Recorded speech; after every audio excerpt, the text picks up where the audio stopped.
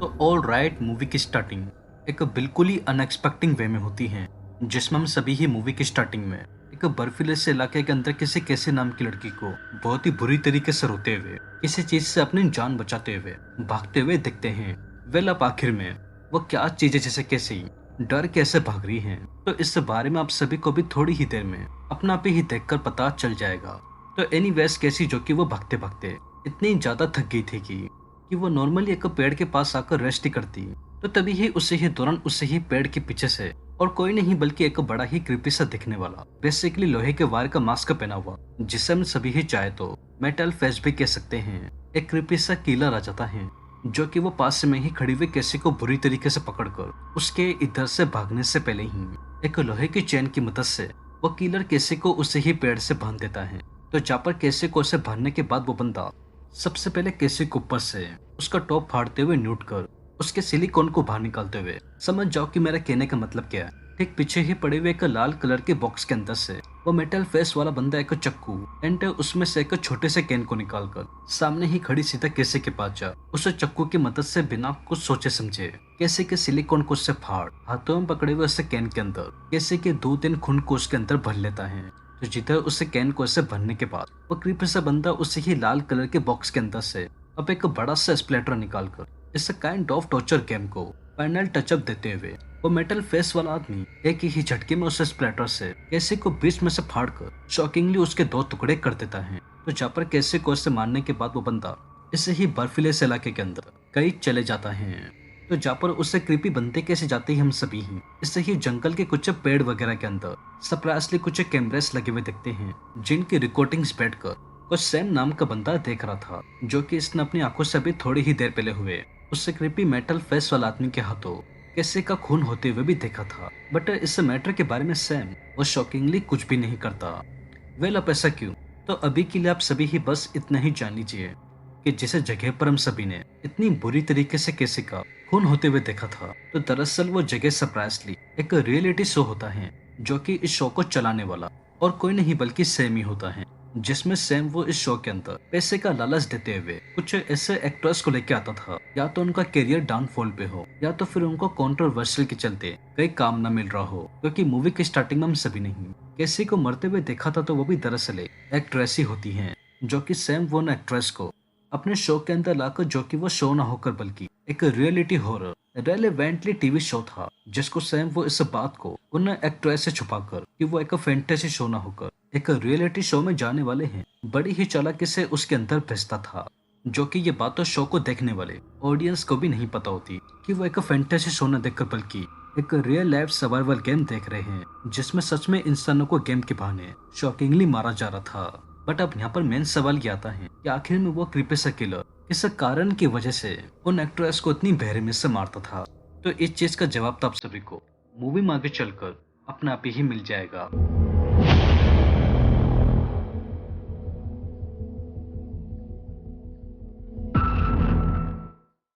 तो सीन अब सीधा कैसे के मौत के इंसिडेंट के घूमकर तकरीबन 2 दिन बाद किसी कोर्टनी नाम की लड़की के ऊपर फोकस होता है, जो कि ये भी प्रोफेशन से समहाउ एक्ट्रेस ही होती हैं, जिसको अपने कुछ पर्सनल कंट्रोवर्शियल डाइवोर्स के स्टेटमेंट के चलते पिछले 2-3 सालों से ऑब्वियसली कोई काम वगैरह नहीं मिल रहा था। तो इससे ही बात से फ्रस्ट्रेट होते हुए कोर्टनी वो अपने घर के बाहर जाकर अपने लिए कुछ काम वगैरह ढूंढने जाती, तो उससे पहले ही उसको अपने घर के ठीक बाहर सरप्राइजली एक छोटा सा ब्लू कलर का बॉक्स देखने को मिलता है। तो जिसे देख कोर्टनी वो उसको उठाकर, जिसको समझ में नहीं आ रहा था कि किसने उसको ये बॉक्स से भेजा है, बस उसको उठाकर अपने रूम के अंदर ही लेकर आती है। तो तभी ही आउट ऑफ नोवेयर कोर्टनी को अचानक से एक कॉल आ जाता है, जिसमें कोई मेलिंडा नाम की लेडी, जो कि इसी नहीं कोर्टनी के घर पे ये बॉक्स भिजवाया था। मेलिंडा वो कोर्टनी को तुरंत ही उस बॉक्स को खोलने के लिए कहती है। तो जहाँ पर कोर्टनी के मेलिंडा के कहने पर उस बॉक्स के खोलते ही हम सभी ही उसके अंदर बेसिकली एक कार की चाबी देखते हैं, जो कि ये और कुछ नहीं बल्कि उसी ही क्रीपी गेम का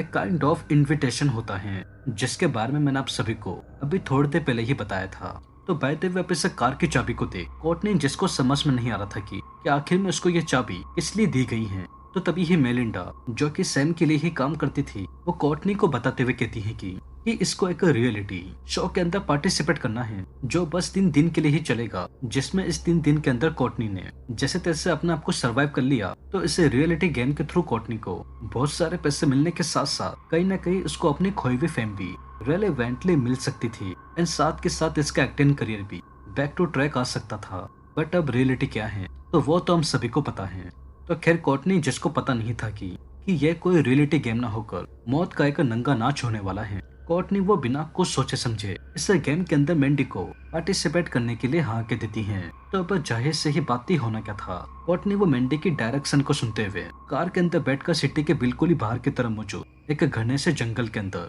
जिसमें एक केबिन बना हुआ था, उसके अंदर आ जाती है। जहाँ पर जंगल के अंदर आते ही हम सभी ही मैंडी को भी देखते हैं। वो कोर्टनी को केबिन के अंदर ले जाकर उसका टूर देते हुए गेम्स के रूल एंड रेगुलेशन समझाकर फिलहाल के लिए केबिन से बाहर चली जाती है। तो फिर इसी ही दिन रात को कोर्टनी वो बस अकेले में इस होल इंटायर केबिन को ही उससे चेकआउट वगैरह ही कर रही थी। तो तभी ही उसी ही वक्त हम सभी ही इस केबिन के अंदर और किसी को नहीं बल्कि उसी ही क्रीपी से मेटल फेस वाले आदमी को ही देखते हैं, जो कि वो कोर्टनी के ऊपर ही छुपकर बड़ी ही चालाकी से उसके ऊपर नजर रखे हुए था। बट कोर्टनी को इस बारे में बिल्कुल भी पता नहीं होता कि वो इस केबिन के अंदर अकेली नहीं है एंड उस पर कोई नजर रखे हुए हैं। लेकिन हद तो तब हो जाती है कि वो मेटल फेस वाला आदमी कोर्टनी के सोने से लेकर उसके सरप्राइजली उसके नहाने तक चोरी चुपके घर के अंदर एंड कभी कभार, जैसा कि अभी हम सभी देख रहे हैं, घर के बाहर झाड़ियों के अंदर कोर्टनी के ऊपर ही नजर रखे हुए था। वेल, अब ऐसा क्यों? तो इस बारे में आप सभी को भी थोड़ी ही देर में अपना पे ही देखकर पता चल जाएगा। तो बस अब फाइनली इस मूवी के एंडिंग में कोर्टनी, जिसने जैसे तैसे अपने इस गेम के अंदर 3 दिन कंप्लीट कर लिए थे, तो एग्जैक्टली इसी ही चीज को देखते हुए कोर्टनी वो अपने बैग वगैरह पैक करते हुए एक कुर्सी पे बैठकर मैंडी के आने का ही वेट कर रही थी, ताकि वो उसको शो की विनिंग प्राइज दे जो उसने कोर्टनी को फोन पे कहा था। बट अनफॉर्चुनेटली मैंडी तो नहीं, बट इस वियर्ड से केबिन के अंदर वो कोई नहीं बल्कि एकदम से वही मेटल फेस वाला किलर ही घुसाता है, जो कि ये कोर्टनी को सैम कैसे की तरह ही कहीं ना कहीं मारने के लिए आया था। बट तभी ही उससे पहले कोर्टनी वो ऐसे क्रीपी आदमी को अपने केबिन के अंदर दे तुरंत ही उठकर उससे अपनी जान बचाने के लिए केबिन के पीछे बने हुए दरवाजे से बाहर निकलकर उससे अपनी जान ही बचाती। तो तभी ही उससे पहले वो क्रीपी आदमी कोर्टनी को उससे भागता हुआ देख उसको धक्का देकर बुरी तरीके से उसको जमीन पे गिराते हुए कंधे पर उठाकर ठीक पीछे ही बने हुए को टूटे से पेड़ के ऊपर कोर्टनी को उसके ऊपर लेटा देता है। तो जहाँ पर पेड़ पे ऐसे लेटाने के बाद वो मेटल फेस सबसे पहले कोर्टनी के नीचे से स्कर्ट को ऊंचा करते हुए उसके अंडरवेयर को उतार कर इसको नीचे से कम्प्लीटली न्यूड कर वो क्रीपी आदमी अब सीधे एक पेड़ के पास जाकर, जैसा कि आप सभी देख ही सकते हैं, उससे पेड़ के एक बड़े से फट्टे को निकाल फिर से सीधा कोर्टनी के पास आकर बड़े ही बेरहमी से बिना कुछ सोचे समझे तो क्रीपी आदमी अपने हाथों में पकड़े उससे फट्टे को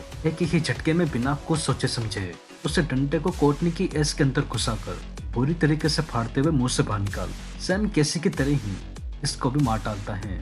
एंड बस हमारी ये मूवी फिलहाल के लिए इधर ही एंड होकर राइट फ्रॉम दैट मोमेंट साल 2016 में आई इस मूवी की सिक्वल ब्लड लस्ट के लिए शुरू हो जाएगी, जिसमें हम सभी ही इस मूवी के सेकंड पार्ट के अंदर ये देखकर पता लगाने की कोशिश करेंगे कि आखिर में क्यों वो क्रीपी बंदा बिना किसी रीजन के ही लड़कियों को क्यों उतनी ब्रूटल तरीके से मारता था। लेकिन इससे भी बड़ा सवाल ये है कि आखिर में वो बंदा फाइनली आया कहाँ से था। तो वेल, इन सभी ही सवालों के जवाब तो हमको इस मूवी के सेकंड पार्ट के अंदर ही देखकर मिलेंगे। बाकी अब रही बात इस मूवी के अंदर तो इसमें ऐसा कुछ रहा नहीं जो आपको समझ में ना आए, क्योंकि स्टोरी काफी सिंपल थी जो बिल्कुल भी कॉम्प्लिकेशंस हमारे बीच क्रिएट नहीं कर रही थी। बट फिर भी अगर आपके कुछ डाउट्स स्टिल इस मूवी से जुड़े हुए हैं तो उनको हम सभी ही इस मूवी के सेकंड पार्ट में क्लियर कर लेंगे।